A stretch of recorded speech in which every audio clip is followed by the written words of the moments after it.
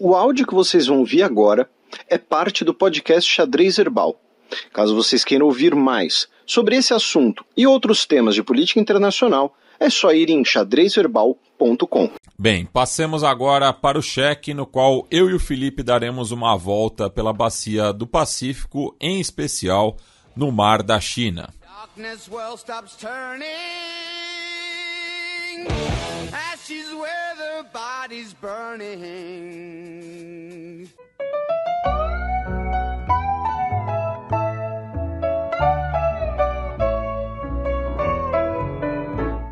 Cheque.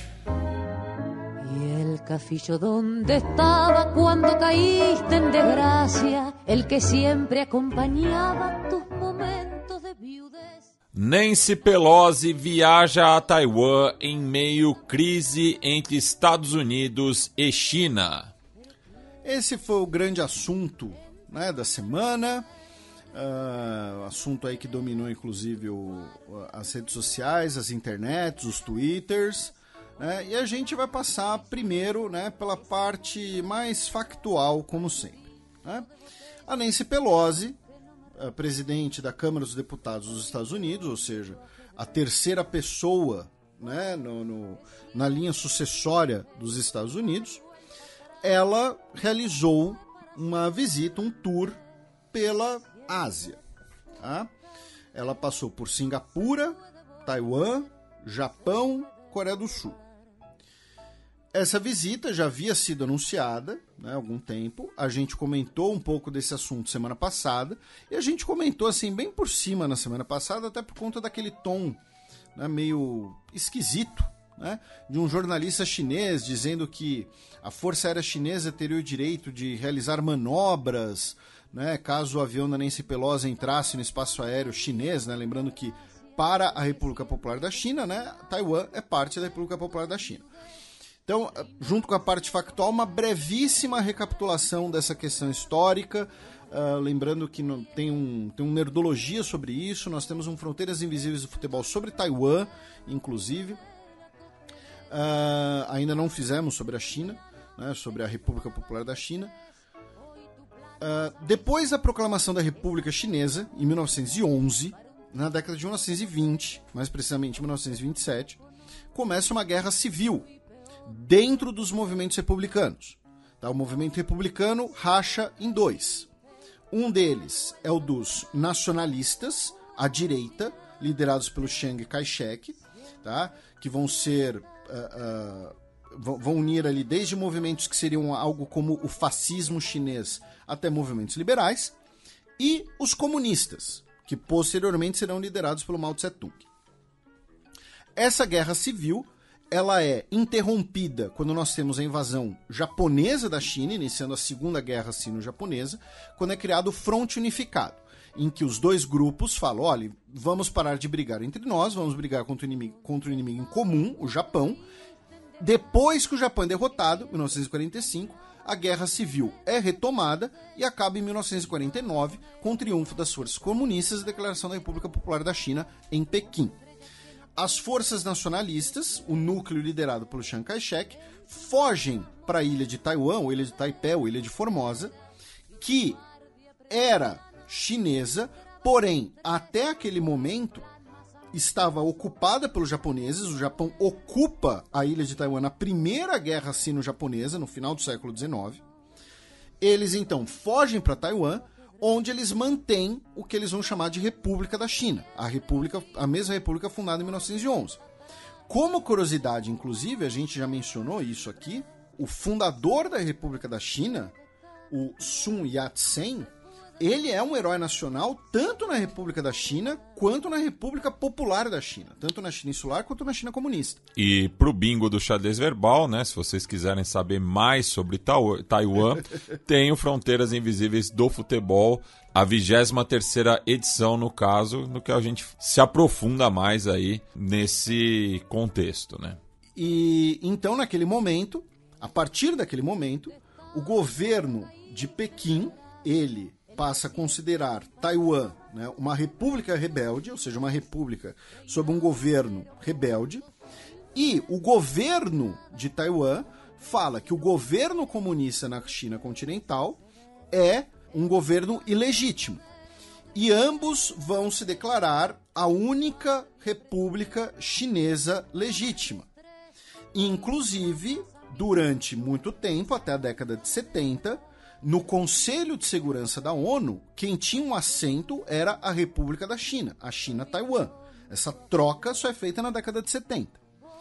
Então, quando o jornalista chinês fala, não, se entrar em espaço aéreo chinês, a gente pode realizar uma manobra ostensiva. Por quê? Para a China, não existe espaço aéreo de Taiwan. Taiwan não é independente, é uma província chinesa. Tá? Nancy Pelosi, então, realizou essa visita, passou por esses países e voltou. Tá? Em resumo, né? Resumo do resumo. Ela pousou em Taiwan no dia 2, depois de passar por Singapura. Em Singapura, ela não comentou sobre o assunto de Taiwan, porque ainda existia, né, até uma possível dúvida se ela iria mesmo para Taiwan, devido supostamente a uma pressão do próprio governo dos Estados Unidos. Por quê? Quando o Joe Biden liga, né, o Xi Jinping e o Joe Biden conversaram por telefone semana passada. O Joe Biden teria falado para Nancy Pelosi, olha, Nancy, acho melhor você não ir, né? Mas ele não teria exercido grande pressão para não parecer uma concessão à China. E a gente vai falar disso mais para frente. A Nancy Pelosi, então, visitou Taiwan. Diversas autoridades dos Estados Unidos visitaram Taiwan nos últimos anos, incluindo, durante o governo Trump, vamos lembrar, 2 pessoas do gabinete Trump. Tá? Foram as primeiras visitas desse tipo em muitos anos. Essa visita agora da Nancy Pelosi foi a primeira visita de um presidente da Câmara dos Deputados a Taiwan desde o Newt Gingrich, que foi presidente da Câmara dos Deputados de 95 a 99, e durante o governo Clinton. Ele era do Partido Republicano, né, e visitou Taiwan em 97, no contexto ali, inclusive, da devolução de Hong Kong à China, como uma manifestação de apoio a Taiwan. Na época, né, a China protestou, enfim, realizou exercícios militares, porém, é claro, em 97, a China, comparado com os Estados Unidos, era muito mais fraca do que é hoje. E importante, né, o Felipe frisou a questão partidária, de que naquele contexto era um membro da oposição ao governo, mas no caso da Nancy Pelosi é como se fosse uma oposição dentro do próprio Partido Democrata, né? Até porque ela tem vistas à próxima eleição em 2022. Isso, daqui a alguns meses, né? Então, o que teve de concreto nessa visita? Então, assim, ela visitou e nós tivemos assinaturas, nós tivemos acordos, né? Tivemos grandes decisões? Não tivemos. Foi uma visita diplomática, basicamente. Diplomática no sentido de conversa, de manter laços. Então ela se reuniu com diversas pessoas, foi recebida pela presidente de Taiwan, a Tsai Ing-wen, que conversou com o Donald Trump para dar parabéns à eleição do Trump, que também gerou críticas da China naquela época. Se encontrou com outras lideranças taiwanesas, se encontrou com lideranças dos 2 principais partidos taiwaneses, conversaram sobre cooperação econômica, sobre Covid. Ela foi condecorada, né, por Taiwan, ela recebeu o grande cordão da Ordem das Nuvens Propícias. É um nome bastante... Nossa, parece adereço de escola de samba. Meu Deus! Comentarista de política internacional disse que a maior honraria de Taiwan é adereço de escola de samba. Queria ver o Milton Cunha falando sobre isso. Chiquérrimo. Meu Deus. Então, assim, não teve nada de concreto nessa visita. Porém, é importante lembrar que se o governo dos Estados Unidos quiser vender armas para Taiwan, se o governo dos Estados Unidos quiser expandir suas relações com Taiwan, isso passa pela Nancy Pelosi, porque ela pode simplesmente engavetar o negócio, pode não colocar para votação, pode enrolar, pode meter um Arthur Lira ali, né? E Então, assim, ela é uma figura importante nesse tipo de procedimento. Então, claro que essa reunião também envolveu muita, não vou dizer pressão, mas muito diálogo, falando, vocês aí nos Estados Unidos podiam liberar umas verbas, podiam liberar mais coisa, mais isso, mais aquilo, maior cooperação ali, assado, tá? Então, assim, de concreto, é importante colocar, não teve nada, até porque ela não é do executivo dos Estados Unidos. Não é ela que vai assinar uma nova aliança, um novo pacto militar. E aí, ela deu declarações dizendo que a sua visita é totalmente consistente com a política de uma só China. Dizendo que ela apoia as relações com Taiwan baseadas no Act de 1979, na visita do Eisenhower em 1956, se eu não me engano. Disse que Taiwan pode cooperar com o ato dos chips, né, de fabricação de semicondutores dentro dos Estados Unidos, que a gente comentou semana passada e tal. E por que é interessante mencionar a questão da política de uma só China? As duas repúblicas chinesas seguem a política de uma só China. Então é o seguinte, só tem uma China legítima. Se você tem relações com uma, você não tem relações com a outra. E todos os países são obrigados a aderir a essa política, né? São obrigados pelas próprias ações chinesas. Então, qual é a retórica, por exemplo, da República Popular da China? É a diplomacia do mais vale um passarinho na mão do que dois voando. Qual é a retórica da República Popular da China? Olha, Estados Unidos, você reconhece o governo de Pequim.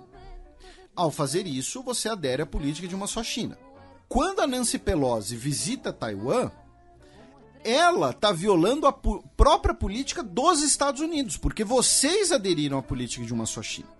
E a Nancy Pelosi disse que não é nada disso, que mantém. É o chamado status quo, tá? Que é, os Estados Unidos é amigo de Taiwan, mas é mais amigo da China por interesses, porque a China é muito maior, uma economia muito maior, uma potência militar e tudo mais. Isso mudou, a gente sempre lembra, no segundo governo Nixon, né? Num arranjo ali do Kissinger, que a gente não pode falar que ele está se revirando no túmulo porque ele ainda está vivo, né? O Kissinger? Então, a Nancy Pelosi manteve essa ideia de que, olha, isso não contradiz a política de uma só China. Então, assim, o porquê dessa visita? Né? Começar por isso. O porquê dessa visita? Primeiro, foi uma ação da própria Nancy Pelosi. Tá? E isso tem dois combustíveis principais. 3, melhor dizendo. Né? Um deles é da própria Nancy Pelosi, que ela é, já há décadas, eu não vou dizer ativista, porque ela é uma política, né? Mas há décadas ela é uma crítica do governo da República Popular da China, de Pequim, do governo do Partido Comunista Chinês. Ela, inclusive, esteve na Praça da Paz Celestial no início da década de 1990, já deu diversas declarações desse tipo. Então, ela é uma pessoa que tem um interesse, digamos, eu não vou dizer pessoal, vou dizer assim, ideológico nessa questão. Segundo, junto com isso, o clima político mundial atual por conta da invasão da Ucrânia. Então, ela fala, por exemplo, que ela visitou Taiwan, mesmo com os protestos, mesmo com as ameaças e tal, dizendo que ela e o governo dos Estados Unidos nunca irão ceder aos autocratas. Né? Então, marcar, nesse momento de invasão da Ucrânia, o que o governo Joe Biden vê ideologicamente na sua retórica um pilar da identidade dos Estados Unidos, de falar, olha, o governo dos Estados Unidos é uma democracia dos direitos humanos e somos aliados de outras democracias pró-direitos humanos contra governos autoritários. Então, a China é um governo autoritário que viola direitos humanos, Taiwan é um governo democrático, então nós somos aliados de Taiwan e temos que marcar uma posição sobre isso. E só um detalhe, Felipe, porque ela atualmente é representante, né, do 12º Distrito da Califórnia, que fica ali na região da Bay Area, né, em São Francisco, cuja a etnicidade chega a mais de 30% de asiáticos no geral, mas muitos de origem sino-americana. Esse vai ser o terceiro ponto, mas você trouxe... eu não tinha esse dado que você trouxe é muito interessante. Então, só para resumir esse segundo ponto, é claro que isso é um discurso ideológico, porque na hora do vamos ver, o Joe Biden tá lá fazendo fist bump com o MBS, né? Falando, produz mais petróleo aí, né? O que é direito de que? Khashoggi? Quem é esse cara? Eu não sei, né? Então, é claro que existe, sim, esse componente ideológico, esse componente de uma clivagem, ao mesmo tempo também é muito claro que esse componente ele dura até a página 2. Tá? Então a Nancy Pelosi fala, olha, estou aqui para apoiar uma democracia, né, como a Ucrânia é uma democracia, os países europeus são uma democracia, contra os governos autoritários, como a China e a Rússia. A Rússia invadiu a Ucrânia, a China pode invadir Taiwan, estou aqui para declarar esse apoio. E aí tem o terceiro elemento, que é isso que você estava falando, meu caro Matias, você trouxe, né, brilhantemente esse dado excelente, que é, daqui a algumas semanas, nós teremos as eleições de midterm, alguns, né, meses, né? Nós teremos as eleições de midterm nos Estados Unidos. Num cenário do quê? De inflação, de guerra na Ucrânia, né? Um cenário aí ainda de recuperando pós-pandemia, um cenário agora com uma outra emergência de saúde. Então, para uma política democrata, como é o caso da Nancy Pelosi, além dela agradar o eleitorado dela, e você mencionou, né, que 30% do distrito dela tem origem asiática, também tem a questão de que, olha, né, esse negócio de inflação, combustível, não é culpa nossa, é culpa da China, é culpa da Rússia, é culpa de não sei quem. Você não é nem criar uma cortina de fumaça, é você colocar mais um ator nesse debate político. Então é falar, o mundo é dividir o mundo entre mocinhos e vilões, e você põe os problemas do mundo nos vilões. Incluindo os seus problemas. E que o 12º distrito, historicamente, era muito forte entre os republicanos. Inclusive o Richard Nixon já foi eleito por essa região. Só que desde 1993 são apenas representantes democratas, né? E a Nancy Pelosi está nesse cargo desde 2013, vencendo 5 eleições consecutivas. E isso que você mencionou dos republicanos é interessante, porque o Donald Trump, ele adotou, até pelo estilo dele, até pela figura dele, pelo modo com que ele fala, né, e tal, ele teve um estilo muito mais de confronto com a China. Então essa coisa de que a China é o grande vilão, a China é o grande rival dos Estados Unidos, o Donald Trump e os republicanos capitalizaram e capitalizam muito em cima disso. Então a Nancy Pelosi e os democratas precisam brigar em relação a isso. Mas é interessante lembrar uma coisa que a gente já mencionou aqui, que primeiro, o Pacífico, e a gente falou disso curiosamente lá nos primeiros programas do Xadrez Herbal, né?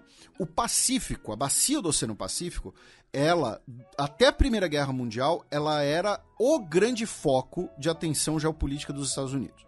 Porque o Atlântico era o Caribe, basicamente. Porque transatlântico, não, é Europa, são outras potências, a gente não quer se meter nesses problemas europeus, vamos ficar aqui na nossa.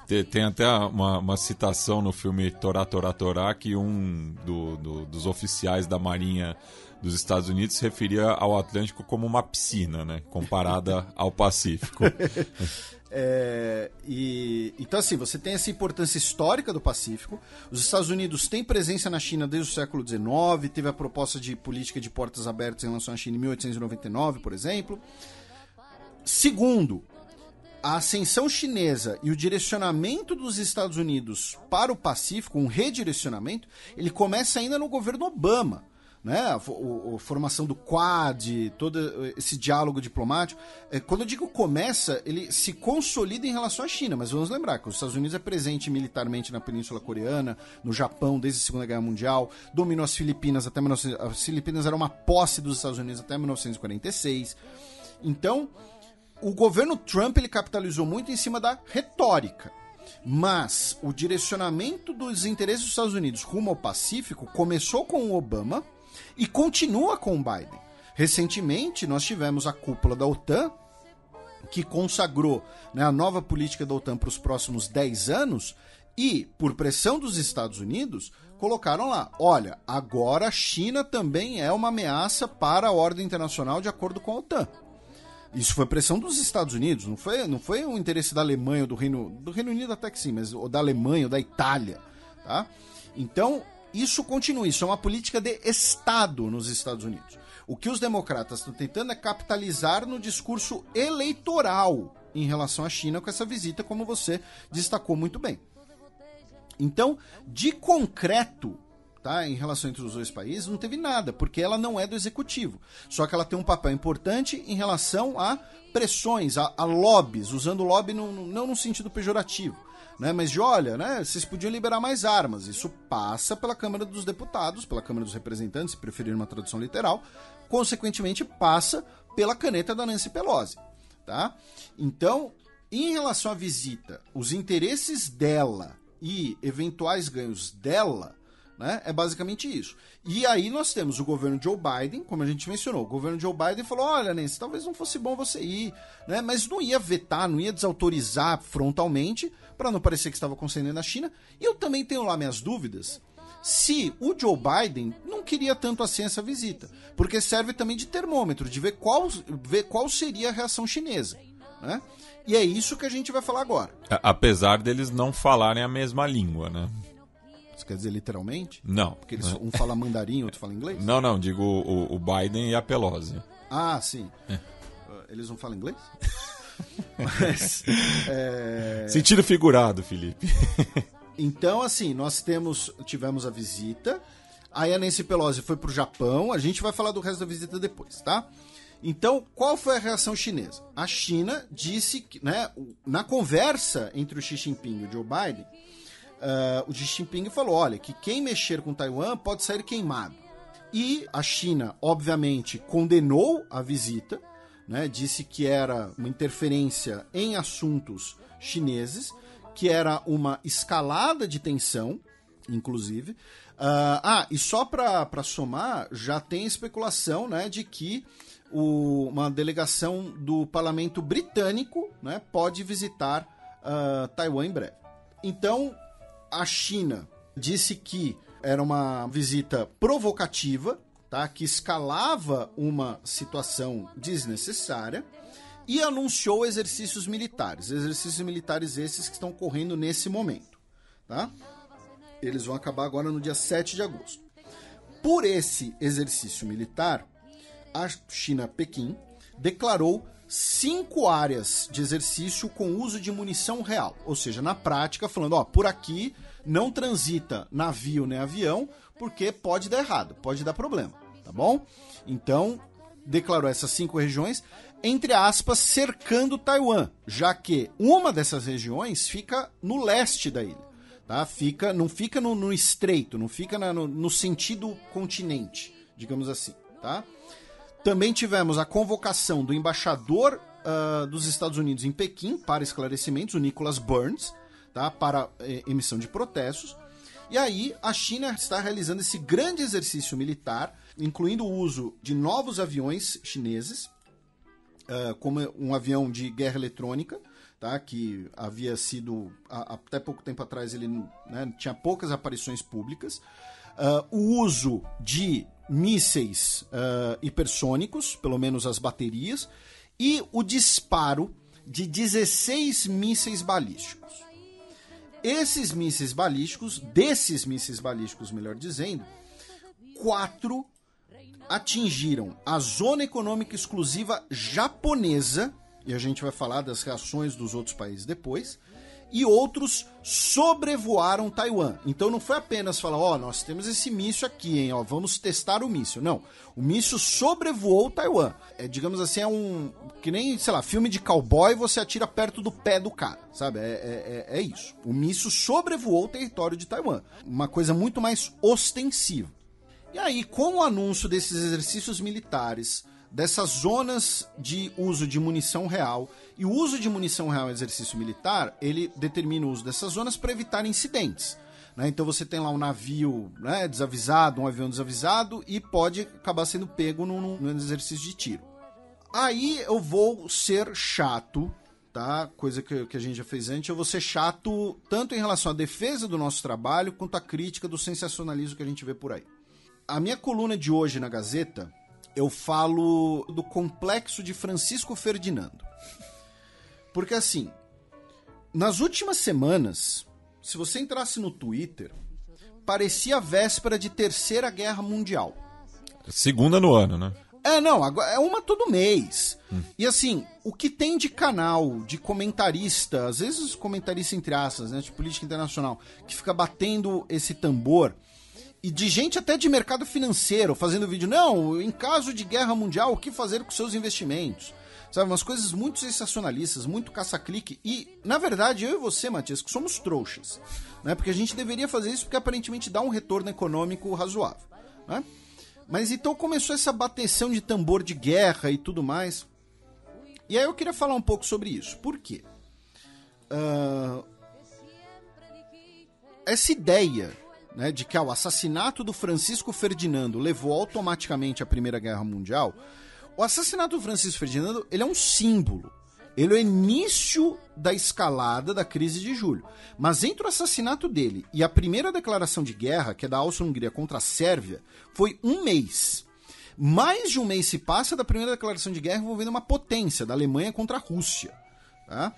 Nesse mês, ocorreram muitas coisas. Então, assim, se você digita isso na busca do Twitter, né? Não, é um movimento Francisco Ferdinando, alguma coisa assim. E nos últimos anos, só de existência do xadrez herbal, os nossos ouvintes mais antigos vão se lembrar. Ia ter Terceira Guerra Mundial quando a Turquia bateu um caça russo, quando o embaixador russo na Turquia foi assassinado por um cara, quando nós tivemos a invasão da Ucrânia, quando a Coreia do Norte disparou um míssil balístico que sobrevoou o Japão. Quando os Estados Unidos assassinou um general da guarda republicana do Irã. Quando tivemos aquele confronto na fronteira entre China e Índia.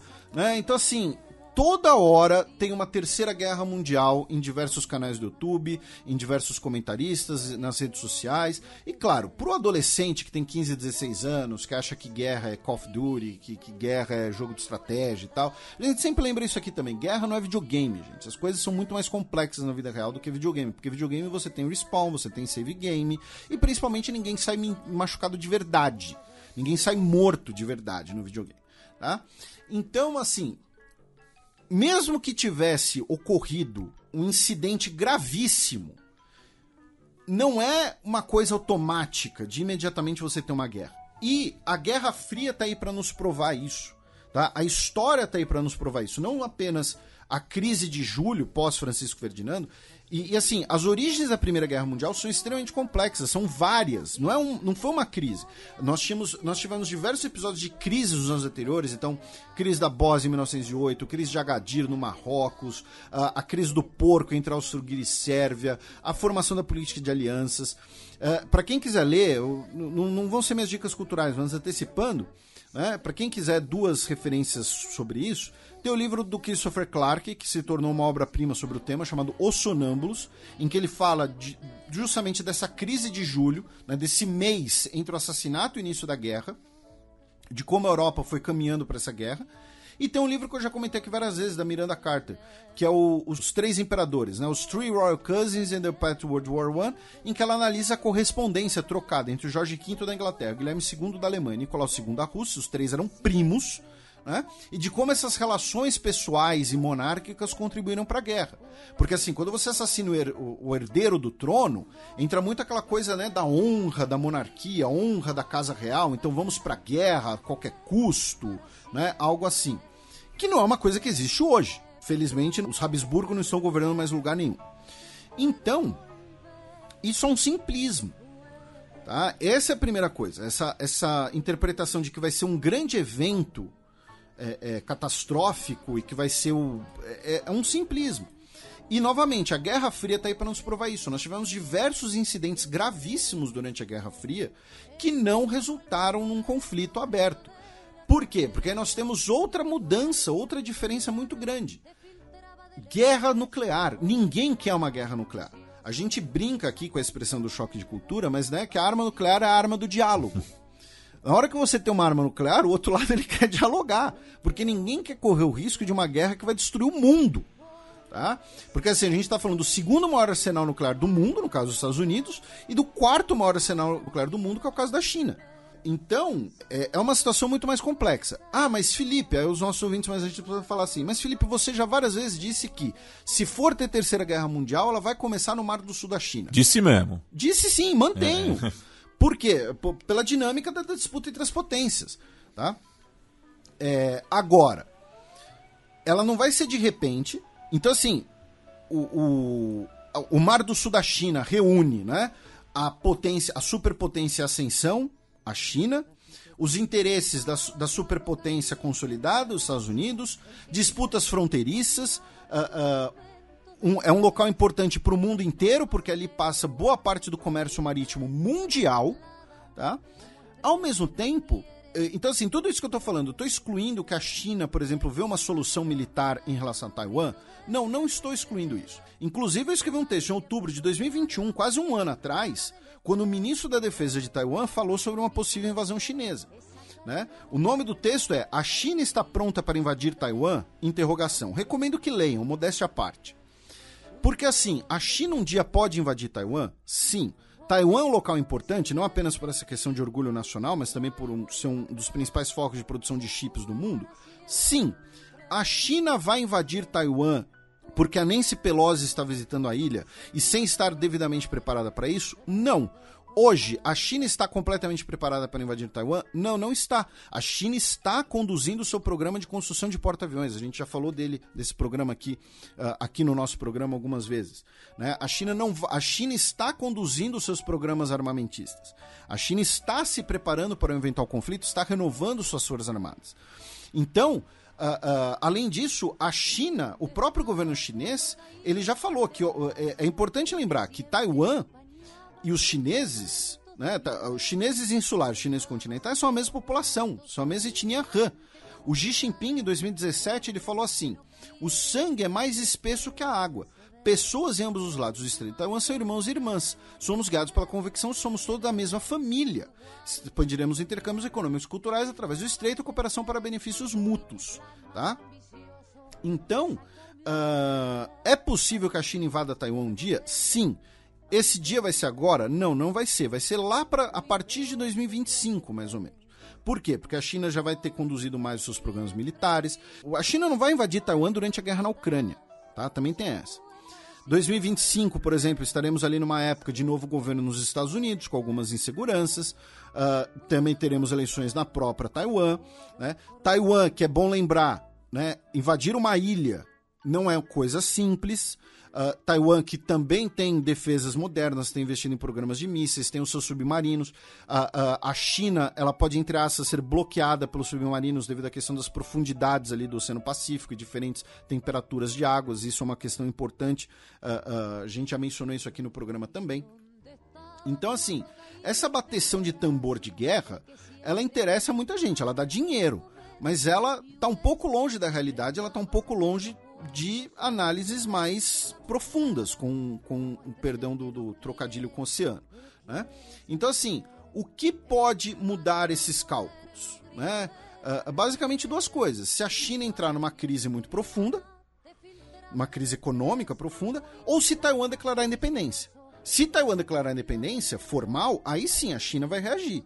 E a China ela não vai querer ser vista como agressora. Também tem isso, também tem esse elemento.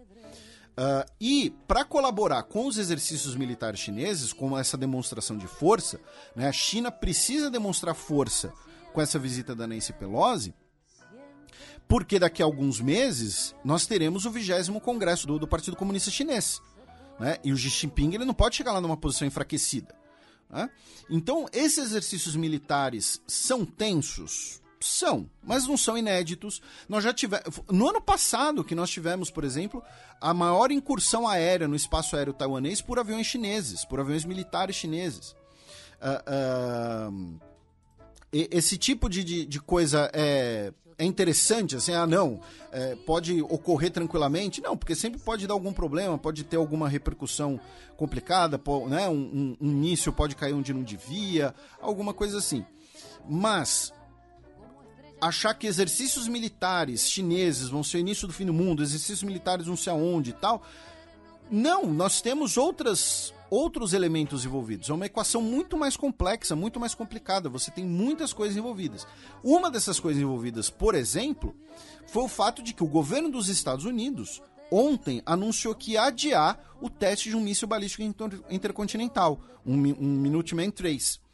Por quê? Para quê? Para não parecer que estava provocando a China. Veja, os Estados Unidos poderiam, entre aspas, trucar os exercícios militares chineses. Realizaram, então falaram, não, então a gente vai testar esse ICBM, vamos mandar mais porta-aviões nucleares para as águas do Mar do Sul da China e vamos vender mais armas para Taiwan. Aí sim a gente teria uma escalada ainda maior. Mas não foi o que ocorreu. E eu não sei se... Talvez eu esteja exagerando um pouco, peço desculpas, mas às vezes eu vejo também uma coisa que talvez resla ali no racismo, no sentido de que os governos ocidentais são governos racionais, são governos que vão agir de forma premeditada. A China não, a China ela vai invadir Taiwan do dia pra noite. Ela é impulsiva. É impulsiva, vão ser violentos, né? O perigo amarelo, alguma coisa do tipo. Não vão. A China não vai invadir Taiwan, especialmente porque, repito, hoje seria uma invasão muito custosa. Tá? Assim como a invasão da Ucrânia pela Rússia está sendo custosa. Tá? Ninguém quer uma guerra muito custosa. E existem vários outros cálculos. Né? Qual o tamanho, por exemplo, da quinta coluna chinesa dentro de Taiwan? Que existe. Né? Você tem taiwaneses que são simpáticos à China continental. E as pesquisas têm apontado isso. Então, qual o tamanho? Quantas pessoas vão receber o China? Enfim... Então, sabe, o negócio não é videogame. Que você declara guerra, invade, se der errado, você carrega o jogo salvo. E todo mundo que está ouvindo o programa já fez isso. Tá? Quando alguma coisa deu errado. Aí a gente vai chegar nas principais medidas chinesas. Porque os exercícios militares são demonstração de força. Geram manchetes, geram imagens e tal. Enfim.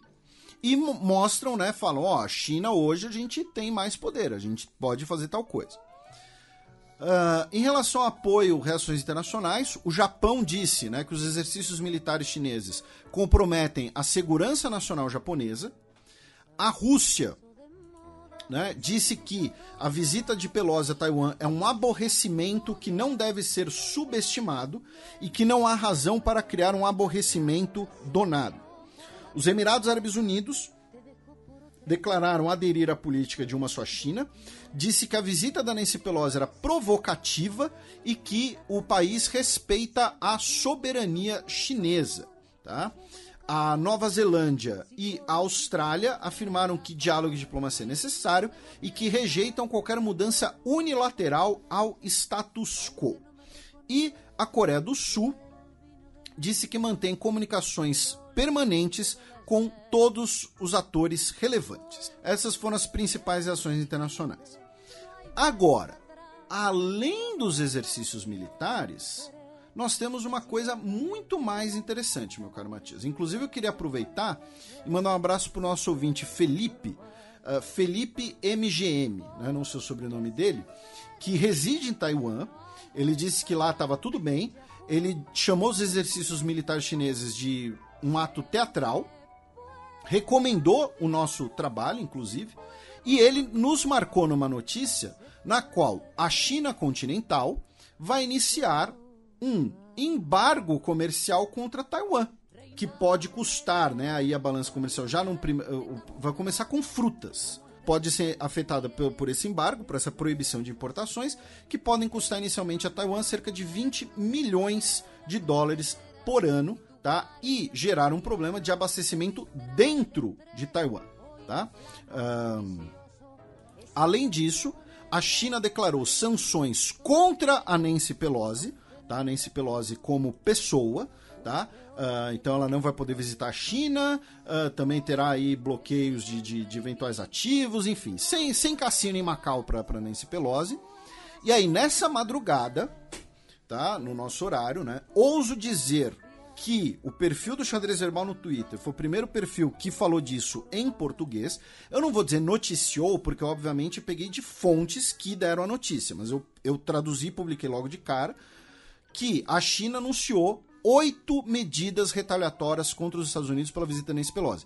E isso sim é muito mais grave do que qualquer exercício militar. O exercício militar, ele rende clique, ele rende, ai meu Deus, é o fim do mundo, meu Deus, um míssil caiu nas águas da Zona Econômica Exclusiva Japonesa, mas isso daqui é muito mais complicado.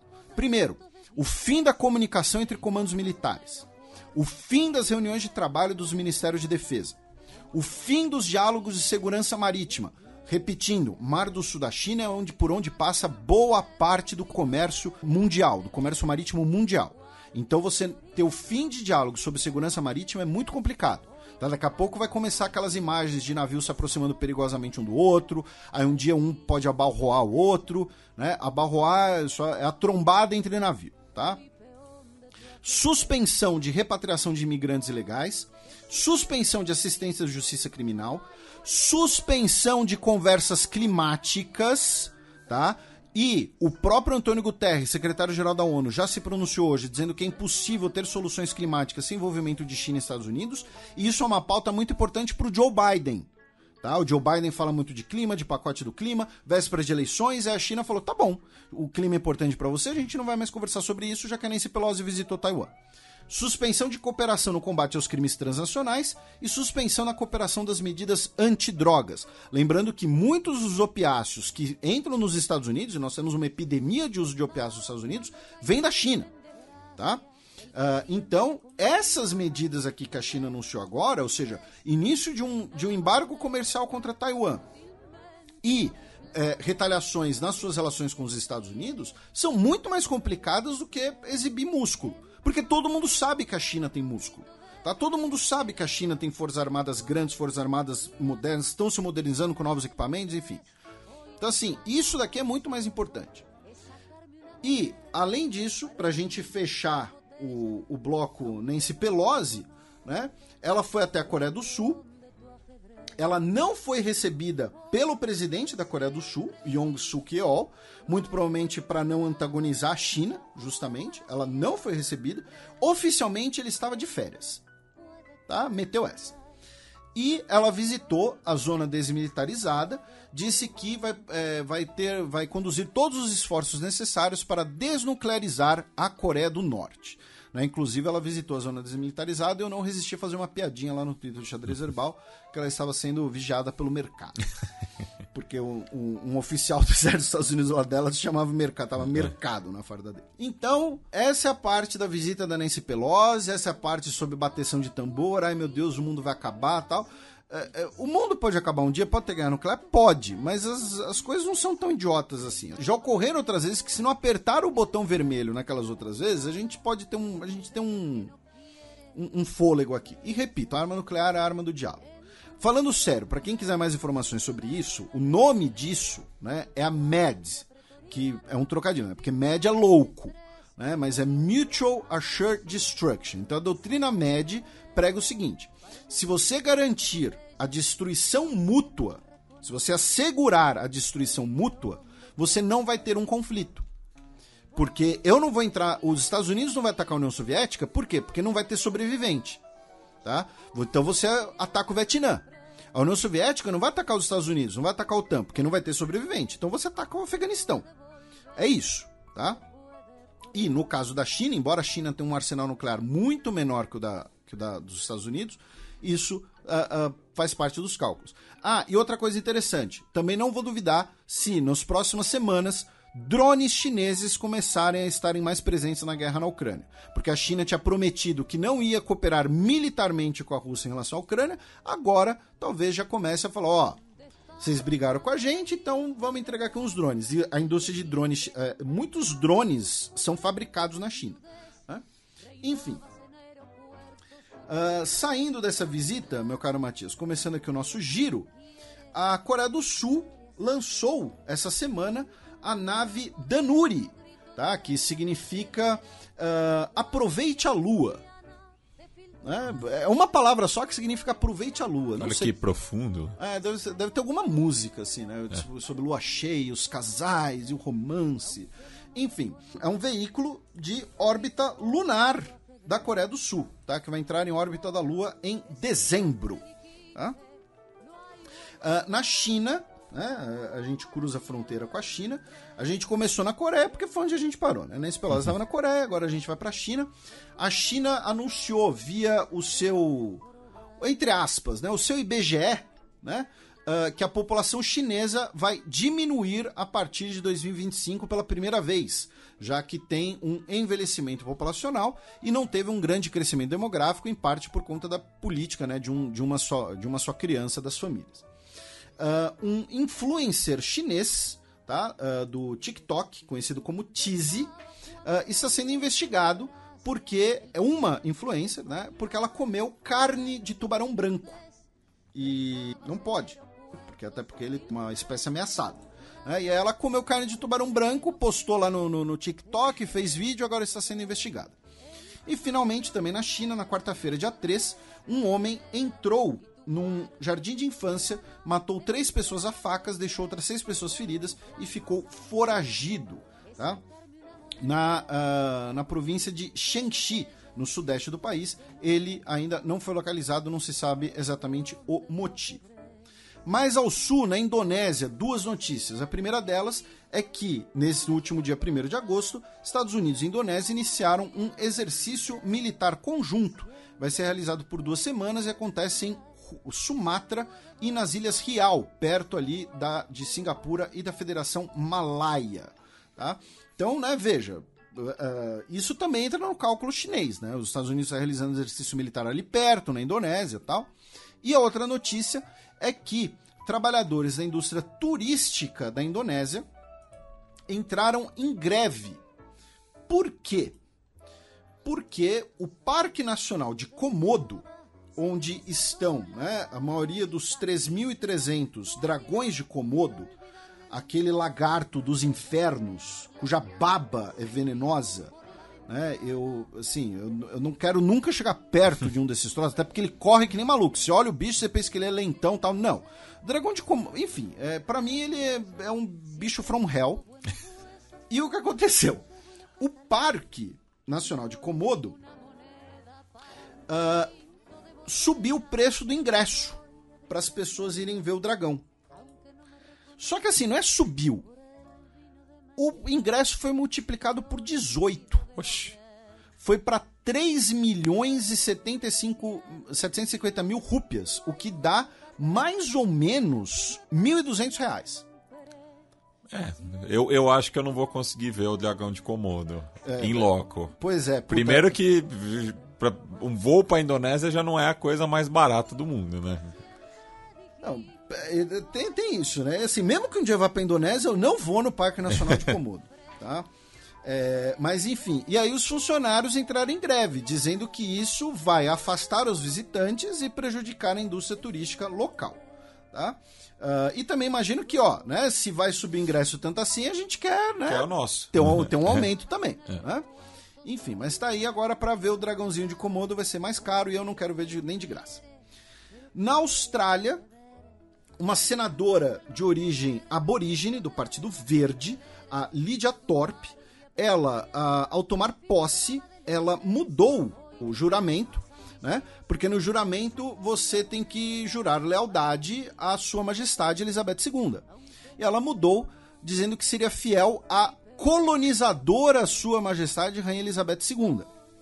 Aí a presidente do Senado disse que ela tinha que refazer a afirmação, lendo ipsis literis o que estava, né, ali no juramento. Exatamente. E claro que ela meteu um order com um sotaque australiano muito forte, né? Que seria order! E aí ela refez o juramento, porém levantando ali o seu braço direito em protesto e falando com um tom meio irônico. E a outra notícia em relação à Austrália, uma coisa aí...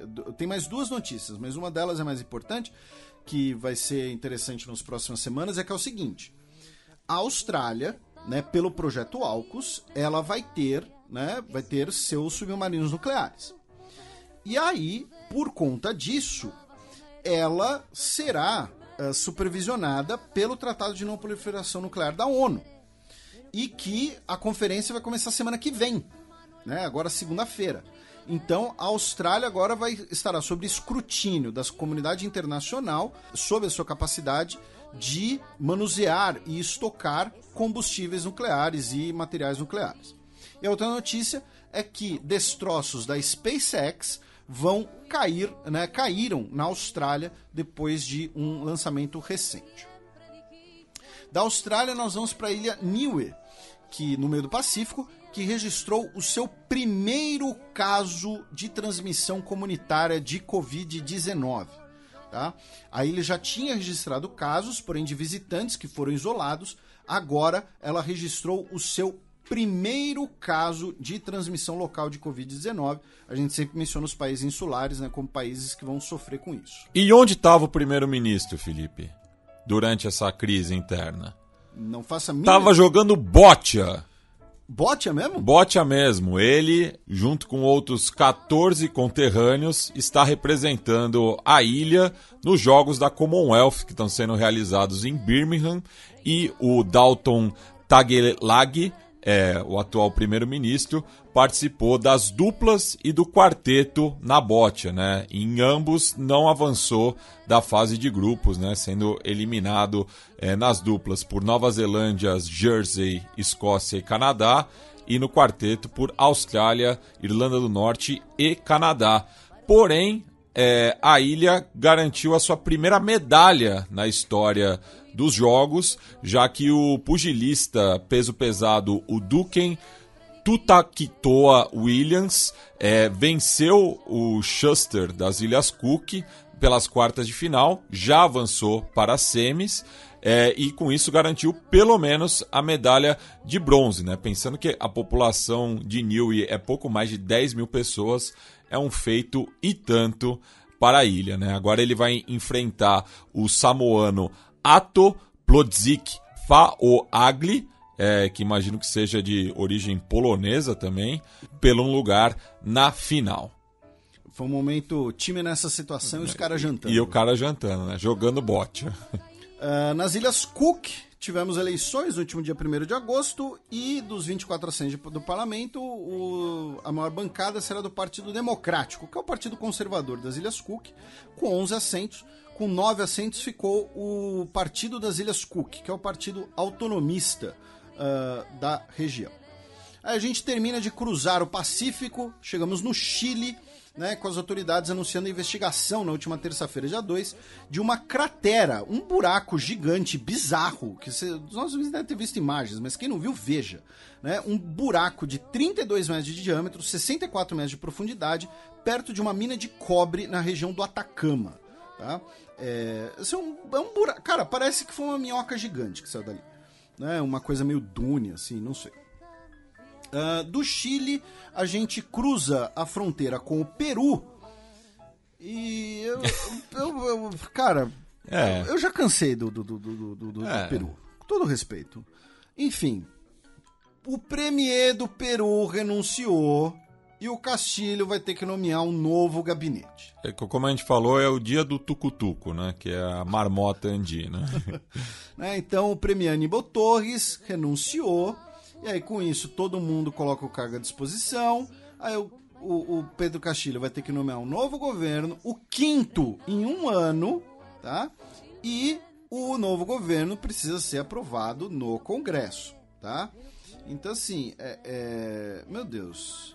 E o mesmo Congresso que vetou a ida do Pedro Castilho à Colômbia nesse final de semana, onde ele assistiria à posse do Gustavo Petro, por 67 votos contra, 42 a favor e 5 abstenções, já que ele tem 5 investigações abertas contra, né, a sua administração, né? Então não poderá deixar o país. Foi por esse motivo que ele acabou tendo um encontro diplomático, né, com o chanceler do México durante essa semana, já que atualmente o Peru é o terceiro maior parceiro comercial do país norte-americano aqui na região, né? Então fizeram ali alguns acordos, né, pensando aí no que pode chegar a 16 bilhões de dólares em investimento direto do México para o Peru. Do Peru, nós vamos para Guatemala, onde tivemos, na última sexta-feira à noite, depois que a gente gravou o programa, uma tentativa de assassinato contra o presidente Alejandro Giammattei, perto da fronteira do país com o México. Tá? Vários homens armados atiraram num checkpoint perto da fronteira, deixando uma pessoa ferida. O presidente escapou ileso. Tá? Inclusive tem gente especulando que não se sabe nem se os criminosos saberiam que era o Giammattei. Tem gente dizendo que era eles achavam que era o líder de uma gangue rival de tráfico de pessoas. Tá? Então aí atacaram o presidente por engano. Cruzamos a fronteira com o México, justamente, já que a partir, né, dessa semana agora, o governo mexicano vai solicitar visto para a entrada de brasileiros no México. Né? Essa medida já havia sido anunciada, a gente comentou no ano passado, né, porque você tinha que pedir lá uma autorização online. Agora vai ter que ser um visto formal mesmo. Por que isso?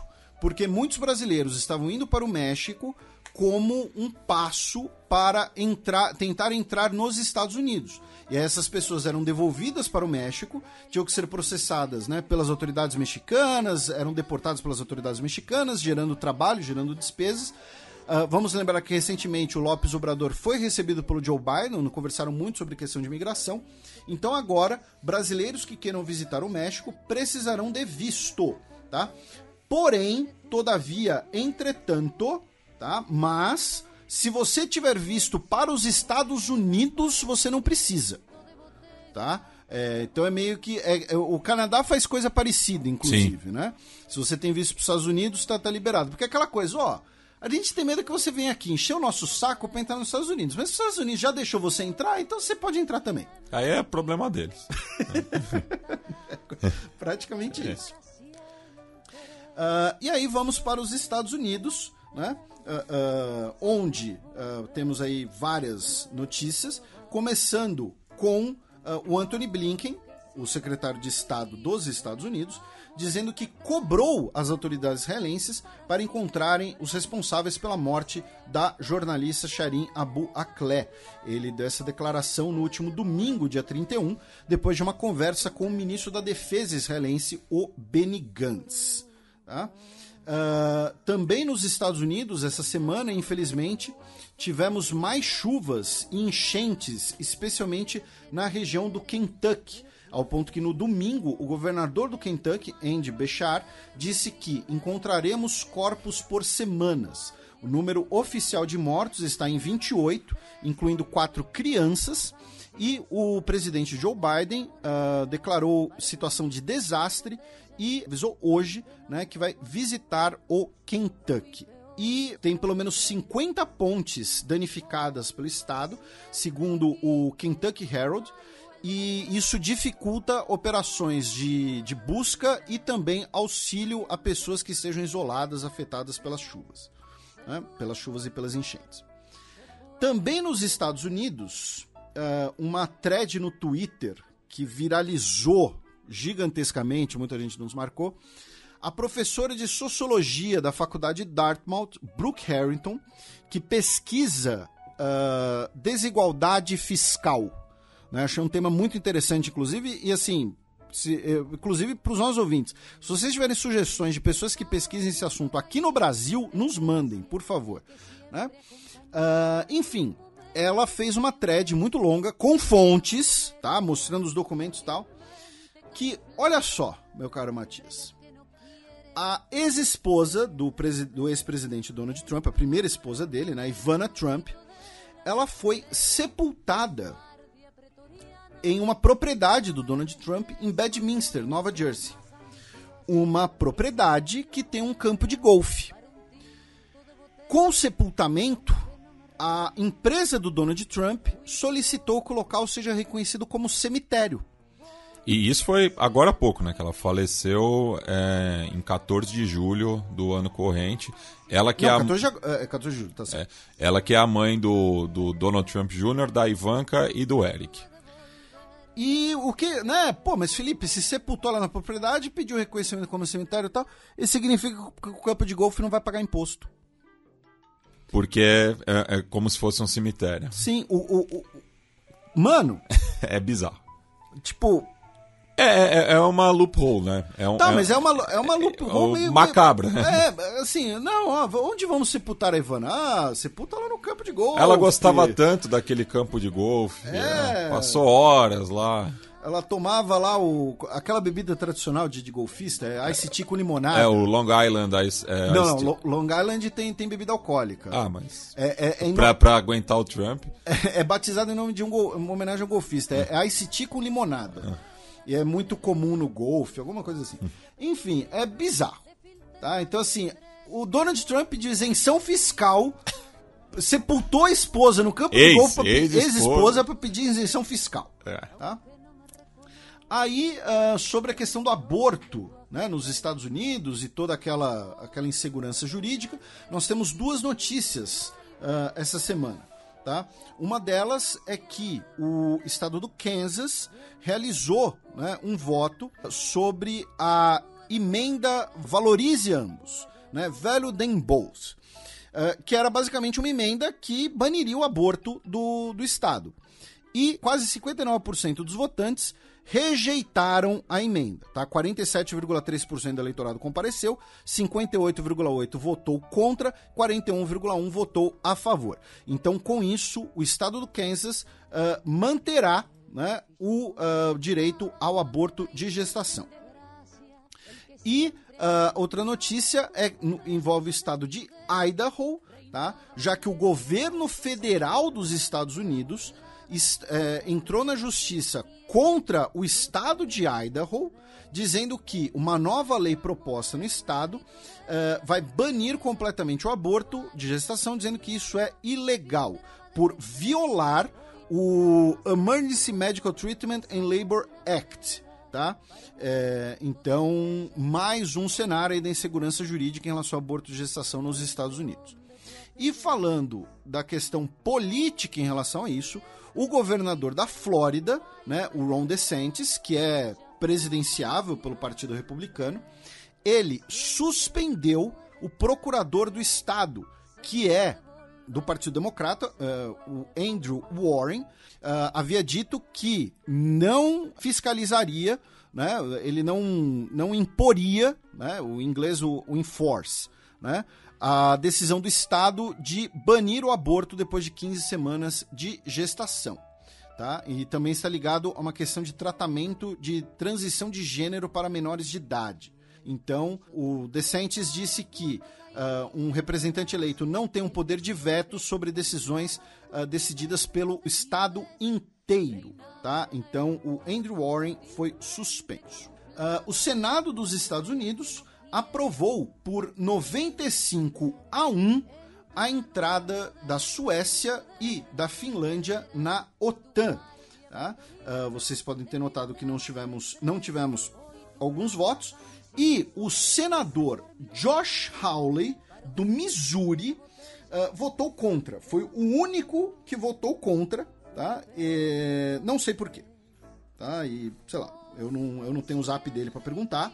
Mas, enfim, ele foi o único que votou contra. Ele que é considerado ali da ala trumpista do Partido Republicano. E por falar em senador trumpista, né, tivemos as primárias republicanas para o Senado por Missouri, né, no qual o ex-governador Eric Greitens estava concorrendo contra o seu xará Eric Schmidt, e o Trump anunciou o apoio para o Eric, apenas. E os dois tomaram para si, né? O Trump teve uma solução salomônica, assim, e os dois agradeceram, né, pelo endorsement do presidente, mas no fim das contas o Eric Schmidt acabou sendo escolhido, né, para representar o Partido Republicano nas midterms pela vaga no Senado. Também em relação aos Estados Unidos, o governo federal anunciou que vai investigar a denúncia de que 50 pessoas de origem Sikh tiveram seus turbantes apreendidos por autoridades de imigração na fronteira, né? Lembrando que isso é uma questão da religião deles, né? Eles não cortam cabelo e precisam usar turbantes, não é uma questão estética, de moda, é uma questão de religião. A ex-governadora de Porto Rico, Wanda Vázquez, foi presa acusada de conspiração para desviar fundos federais e ter pago propina. E o perfil da Marvel Latin News acabou postando, né, de que se tivesse qualquer trending topic relacionado à Wanda na região, era por conta da prisão da ex-governadora, não por conta da série ligada à companhia de quadrinhos. O governo dos Estados Unidos decretou a varíola de macaco uma emergência de saúde pública. O país já registrou mais de 6.600 casos. Tá? Aí a gente aproveita, né, para passar aqui pelos países, né, que registraram os seus primeiros casos nesses últimos dias, desde o último programa. Foram Sudão, Montenegro, Bolívia, Chipre, Lituânia e Guatemala. Tá? Esses foram os países que registraram os seus primeiros casos nessa semana. O Brasil já passou dos 1.000 casos, os Estados Unidos já passou dos 7.000 casos, França, Alemanha e Reino Unido estão quase na casa dos 3.000, a Espanha já passou dos 5.000 casos. O Viktor Orbán, o premier da Hungria, que recentemente deu declarações de caráter nazista, segundo sua ex-ministra, né, participou de uma conferência de conservadores, né, aquela CEPAC, né, que a Conservative Political Action Conference, que já convidaram vários políticos brasileiros, inclusive algumas vezes, participou no Dallas, Texas, onde ele foi muito aplaudido, né, por ele dizer que ele luta contra o George Soros. Né, o George Soros, que é esse grande espantalho, que no caso da Hungria ele tem um peso muito grande porque ele é húngaro. Né? E falando, né, nesses setores da extrema-direita, o Alex Jones, né, o teórico da conspiração, né, do Infowars e tal, ele foi condenado a pagar $4 milhões em indenizações às famílias das vítimas do massacre de Sandy Hook, porque ele disse que o massacre era falso, né, era um hoax, foi encenado, né, como ali uma conspiração contra o direito de porte de armas e tudo mais. Ele concedeu que o massacre ocorreu, vai ter que pagar aí $4 milhões, né, de indenizações. Não, 45 milhões. Ah, é 45? 4 milhões é o Infowars, no caso. Ele, pessoalmente, vai ter que pagar 45 milhões de acordo com um júri texano. E o detalhe, assim, isso me leva a duas coisas. Né? A primeira delas é que os advogados do Alex Jones mandaram diversas correspondências dele para os familiares das vítimas. Não sei se os advogados fizeram isso por trollagem, por erro, ou como parte ali de uma tentativa de acordo. Porém, e aí a cara que ele faz quando ele percebe isso durante o julgamento é sensacional. E detalhe, o comitê que investiga o 6 de janeiro já solicitou acesso a essas mensagens e e-mails dele. Tá? Então ele se ferrou grandão nisso. Ele que em alguns dias ganhou mais de $800 mil com o Infowars. Em um dia, tá? $800 mil em um dia. E a segunda coisa, que olha só, gente, ele vai ter que pagar $45 milhões em indenização às pessoas. Indenização é uma coisa essencial, ainda mais para quem, né, se propõe, diz que é um defensor de questões de leis de mercado, esse tipo de coisa. No Brasil, é bizarro como as indenizações são baixas. Esse dia saiu a notícia de que um homem que foi torturado sob custódia de policiais, ele vai receber uma indenização de R$18 mil do governo do Rio Grande do Sul. É um dinheiro ínfimo, perto do trauma que ele recebeu, e por conta da lei brasileira, né, aquela coisa do enriquecimento ilícito, quanto mais dinheiro a pessoa tem, maior a indenização que ela pode receber. Ou seja, enfim, é bizarro. Então, assim, indenização, especialmente quando envolve agentes estatais, né, não é o caso do Alex Jones, mas especialmente quando envolve agentes estatais, elas têm que ser significativas mesmo. Mas, enfim. E, finalmente, última notícia dos Estados Unidos, o governo anunciou, né, no último dia 31 de julho, que matou o líder espiritual da Al-Qaeda, o Ayman al-Zawahiri.